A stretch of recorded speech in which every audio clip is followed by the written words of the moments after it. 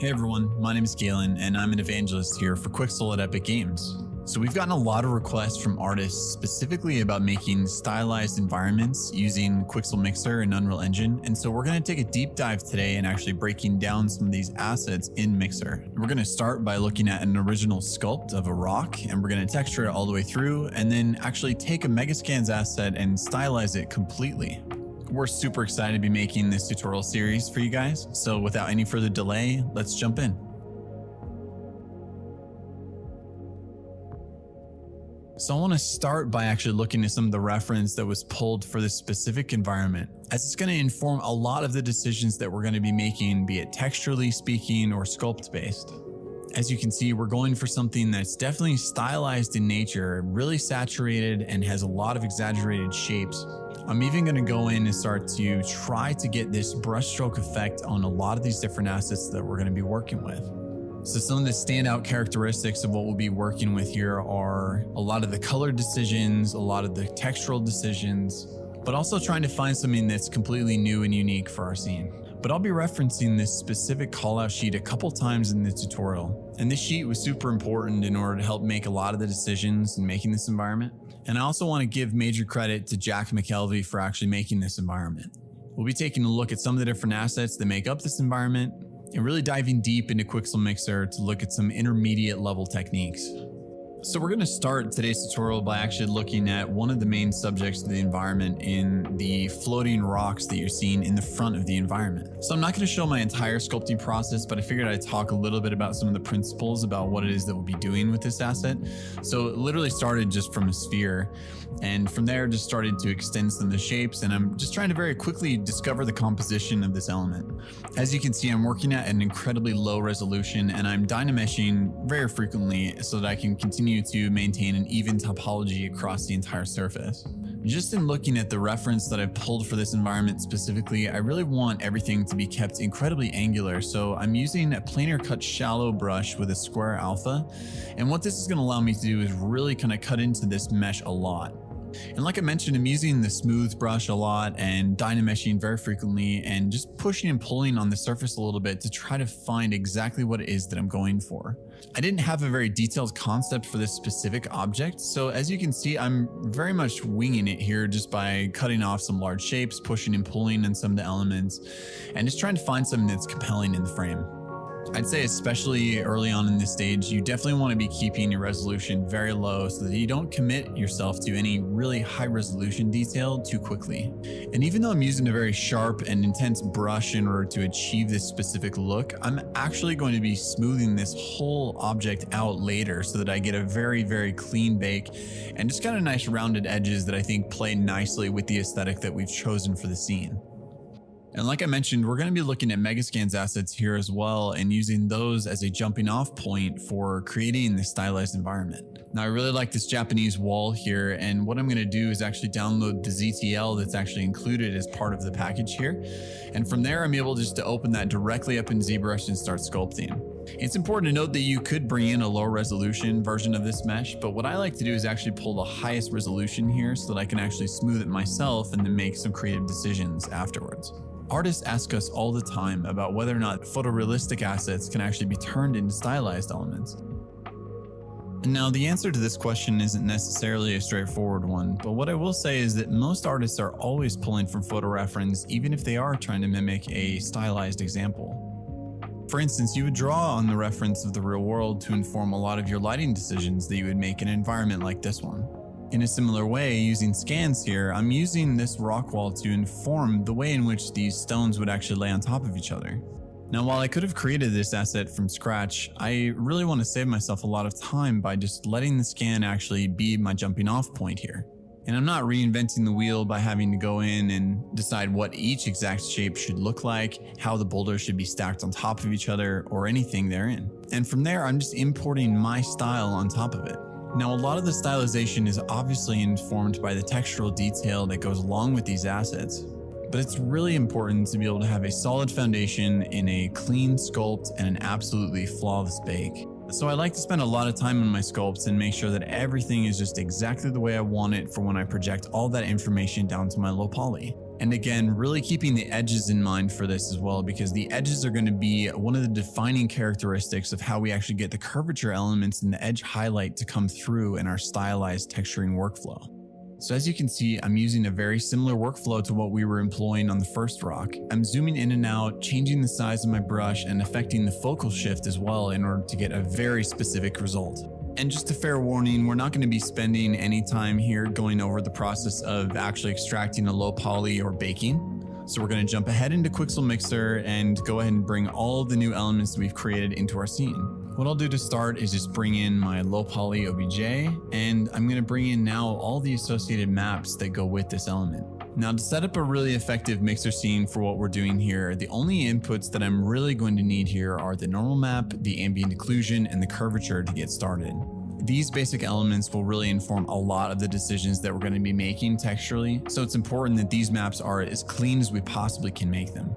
And once again, as you're working with these types of assets, having really clean inputs will really make the texturing process go so much easier. So spend a lot of time in your bakes, don't rush it, and let's go ahead and start texturing now. And what I'm going to do to start here is actually just lay down a solid foundation, and I like to think of this base as the canvas for everything that we're going to be layering on top. So the main asset type that we're going to be working with today is actually the solid layer. And the solid layer is a really awesome element to be working with inside of Mixer because it can do so many different things for us. All the work that we're going to be doing from here out is going to be building on top of this base layer. So just keep that in mind as you start to layer on these new effects as we keep going. The next thing I'm going to do is actually add in a simple gradient, and what I'll do to start here is actually add in another solid layer, and I'm going to disable all the associated maps that I don't need in this example. Primarily, we're just going to be working in the albedo channel. And as you can see, I've picked something that's just a little bit darker than our base, and I'm going to use a position gradient element here to start. Now, before we go any further, I want to point out that we'll be linking specific videos that call out specific features inside of Mixer on a per component basis as you go. So if there's any element here that you're unfamiliar with, definitely feel free to check out the video where Josh Powers does an awesome deep dive into each of these different elements. And as you can see here with the position gradient, I've just added this into my stack and I'm inverting it so that I actually get the effect to go from bottom to top. And now I'm just feathering the range a little bit in order to find the exact effect that I'm going for. Now, while I think this looks pretty good, I actually want to break up this effect as it just seems a little bit too flat for me. A very overlooked element in the library is actually our imperfections section. And what I'm going to do is actually bring in a map component and use one of our imperfection maps in order to break up this gradient that we've added in on this layer. I really like this leakage element here, so I'm going to bring that in. And what I'm going to do now is actually just simply add in a projection modifier on top, because what we want is for this specific leakage to actually be completely tiling on the mesh. So if you're running into issues with the texture not tiling, use the projection modifier in order to dial in this specific result. And then I'm just playing with these sliders a little bit in order to get exactly the look that I'm going for. And as you can see, I've just appended the projection modifier directly to the map, set it to box projection so that we get our hexaplanar projection. And with the blend mode set to overlay, we've really got a nice breakup of what was otherwise a very simple effect. So in the same vein of actually getting a really nice gradient from top to bottom, we're going to add in some really awesome color variation to the surface so that we can actually break it up even more. I've brought in this purple, and I think this purple is actually going to be a really, really nice addition to the gradient itself. But what I want to do is actually not use a position gradient in this specific example. The normal component is a really powerful element here that you can use the radial slider in order to affect where it affects the asset. And in this case, we want it again to be coming from bottom to top. And once I dial in the range here, as you can see, if I hit 9 on the keyboard, I'm getting this awesome preview of what the mask is actually doing. And again, I want to point out here that as we're looking at the individual maps, I can actually set the albedo even here to a specific blend mode until I get it exactly where I want it. This really just allows you to be incredibly creative as you're working. If you have specific roughness values you're trying to multiply on top of each other, or if you're really just trying to do something simple like this, the mask stack and blend modes really allow for just a lot of creative opportunities. And the next thing I want to do here is actually bring in some cool tones right into the crevices of this asset. Now, as you can see with just a simple curvature component, if I dial in the levels here slightly, what I'm able to get is actually a really nice result of getting this blue to kind of fall in the cracks and crevices of the element. And just to make things a little bit more soft for the effect here, I'm going to just add in a simple Gaussian blur and affect the strength until I get it exactly dialed in for where I want. This just adds in some nice separation to the asset and again falls in line with a lot of the reference that I've pulled for this specific example. I never want to pull in anything that's completely desaturated or way too dark here. So as you can see, I'm bringing in a lot of different colors in order to really get some exaggerated results. And the next element that I'm going to create here is actually a little bit more complicated, as I want to almost create a brush stroke effect on the surface. Now, while you can paint in Quixel Mixer directly onto a mesh here, I actually want to add in some procedural components that I think would be really nice in order to non-destructively paint this asset up. So what I'll do to start here is actually bring in this really nice dark blue, and I'm going to add in a map component to my stack. If I browse through the library, I can actually isolate individual channels that make up specific assets like this tile rubble patch. Now, at first glance, this definitely seems like a strange choice to be making, but we're going to be making some manipulations to this specific asset so that we can get it to almost be like a brush stroke on the surface. As I have this asset downloaded, you can see I can isolate specific maps that make up this element. In this case, what we want is to actually use the opacity channel.